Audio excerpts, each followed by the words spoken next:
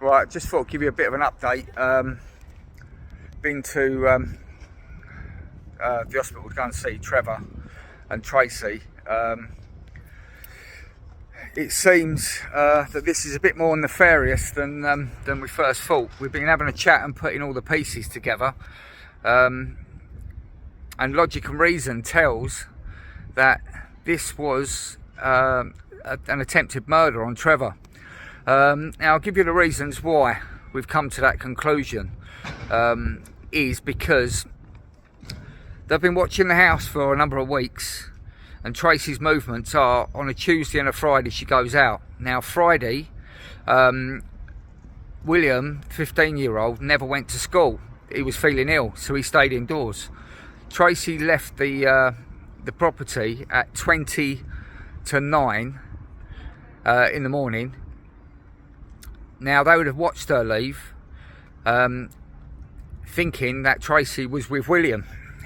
William was still inside the house, so they thought that Trevor was home alone.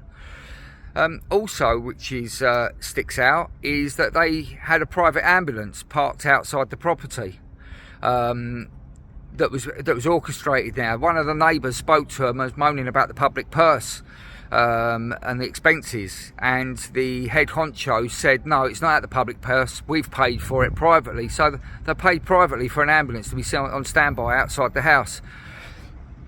Now when they've gone in the house, they've smashed through the back window.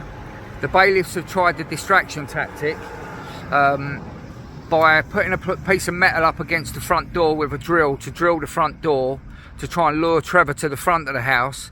And on the cameras it was seen that as soon as they'd done that, the security or the bailiffs went round the back of the house, and obviously Trevor didn't hear the thing at the front of the house, and he was already at the back and saw them come round the back, and they've come smashing through the rear window, as you've seen. Now they had 5 of them on top of Trevor, kneeling on his back, pushed all the air out of his lungs and put his dressing gown over the top of his head.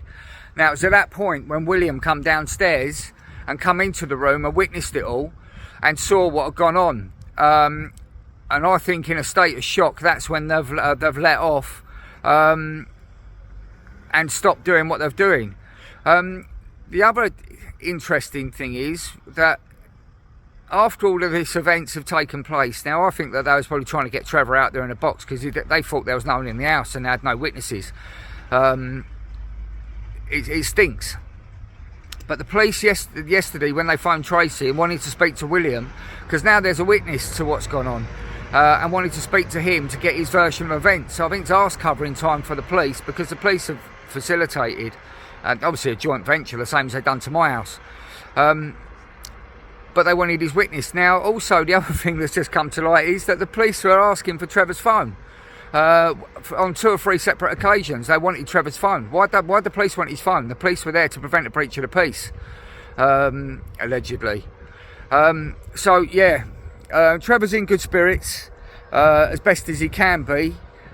He needs some more rest, and as you've probably seen, that he's having some more tests done tomorrow.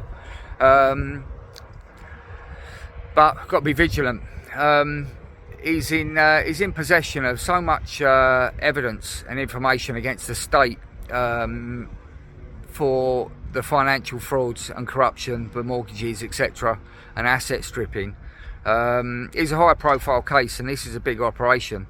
They had 40 to 50 police there. None of them had their numbers that could be seen to be identifiable. This is their new modus operandi, a joint venture. Police are going to be charging the private services to the mortgage account, no doubt, but all that will come out in the wash. So yeah, I'm going to put this post up, so yeah, Trevor will see it. So yes, thanks. He did say thanks for all of the messages and the support. So we need to keep a very bright light on this, because this is, to say it's nefarious is an understatement. Have a good Sunday. Sun's out here. Have a good day.